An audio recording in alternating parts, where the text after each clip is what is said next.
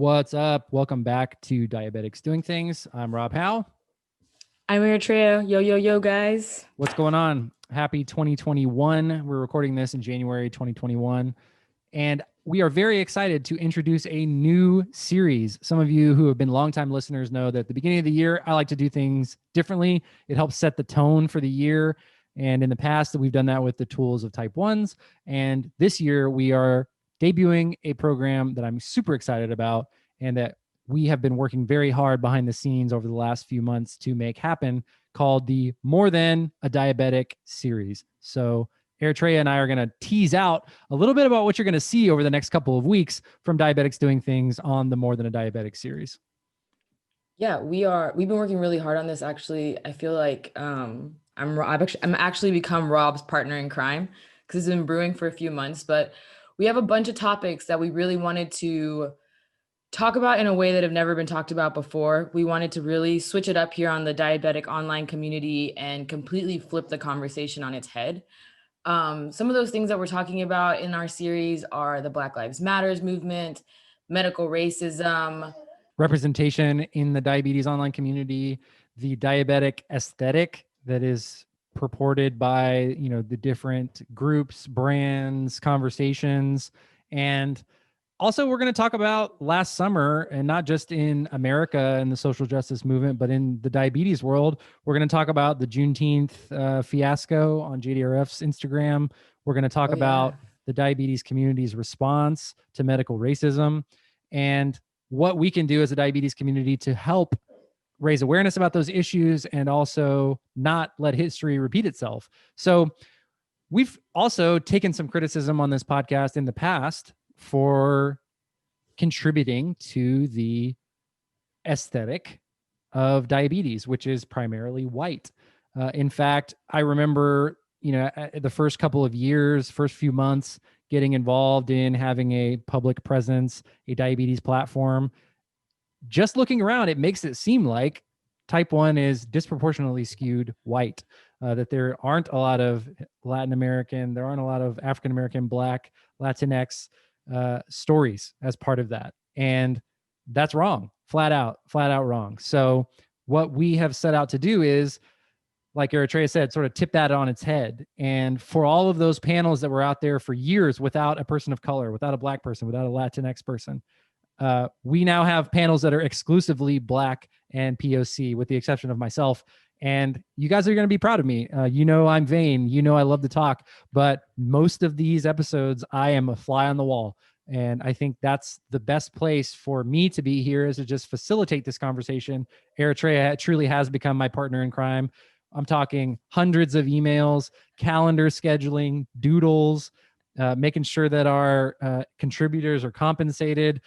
We had this DocuSign fiasco. It was a whole big deal. If you guys want to hear fiasco, the answer to what can Rob Howe not do, it's figure out DocuSign. So DocuSign is my kryptonite. So that's a big surprise for me, but it's the truth. And Eritrea and our participants had to learn that the hard way. No, but we got it done. I think Rob did a great job. And also when something you said just really stuck out to me, being a fly on the wall. For a lot of you guys listening to these episodes, these conversations might be a little uncomfortable to hear. It might even feel like in some way an attack.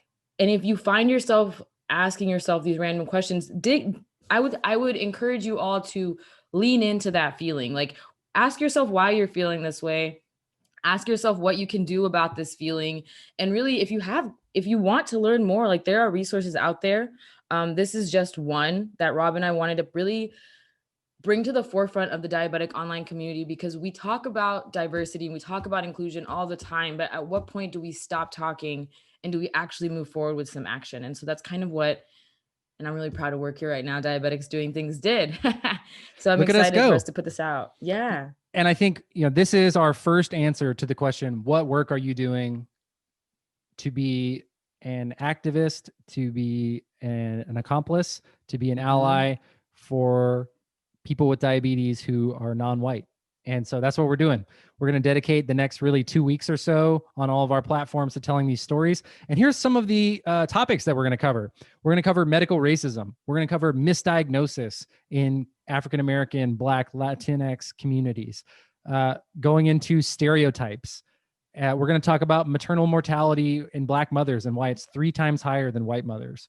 We've got doctors, we've got influencers, we've got longtime diabetes advocates coming on these episodes. We're going to talk about the Juneteenth fiasco. I've mentioned it already, but we have an entire episode dedicated to that with the women themselves to speak from their experience on what it was like during those really, really touch and go moments over the summer. We're also going to talk that about episode, before you skip over it, Rob, like that episode in itself, like if you come here just for tea, that's the episode, guys. Like there's so much information there just to learn from, because I feel like those people didn't get to really tell their stories when that happened.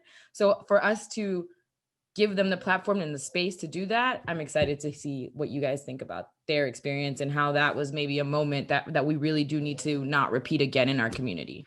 And I think that's a big part of the work that we're doing is understanding our history, understanding what are the mechanisms that got us to this point, and how do we make sure that they're not repeated long term? How do we make sure that history doesn't repeat itself in the diabetes community, especially online? In episode 3, we're going to cover diabetes and Black Lives Matter. We're also going to talk about what the role that the diabetes community can have at large and the Black diabetes community have within Black Lives Matter. We're going to talk about Chef Tommy Fields, a diabetes chef and influencer who passed away this year because of complications from COVID-19, talking about the disproportionate effect of medical racism in communities of color regarding COVID-19.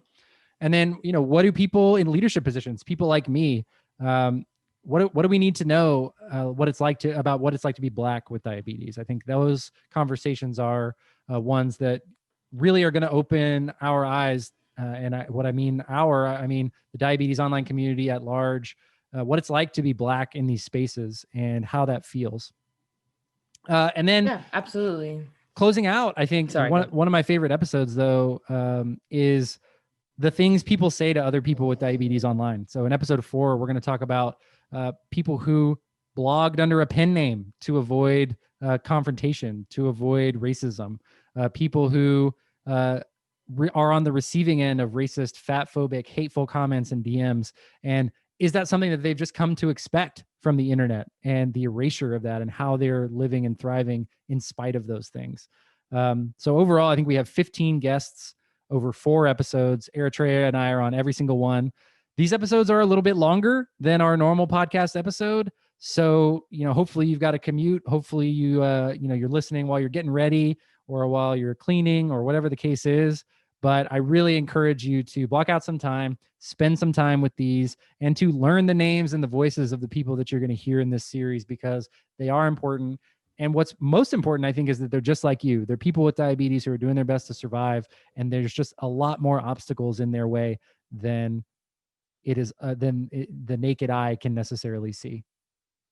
Yeah, it's going to be a good one. So like Rob said, be a fly on the wall.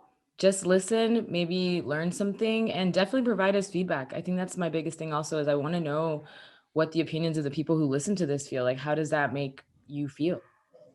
Yeah, I think, I look forward to the emails that you guys send and the comments and the messages saying, hey, this really helped me. This is something that I'm interested in. I've also felt this way. So our inboxes are open. Be on the lookout. There's going to also be video content that accompanies these, so you can see everybody's faces online. That'll be on our YouTube channel. So you'll be able to listen to the series on YouTube. We're going to plug each of our guests on IGTV on the Diabetics Doing Things Instagram. It's going to be available at diabeticsdoingthings.com/more than a diabetic. You can find all the information there on our website. And overall, we're going to use hashtag more than a diabetic online. We've got new merch dropping. We've got emails going out. We've put a lot of time, effort, energy, money, thoughts, prayers, feelings, sweat.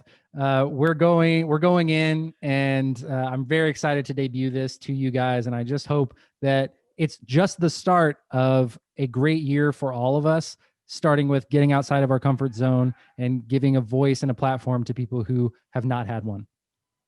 So keep it locked. Keep it locked. Eritrea loves when I say keep it locked. So keep it locked on Diabetics Doing Things. And with that, I want you to really enjoy the More Than a Diabetic series from Diabetics Doing Things. starting now.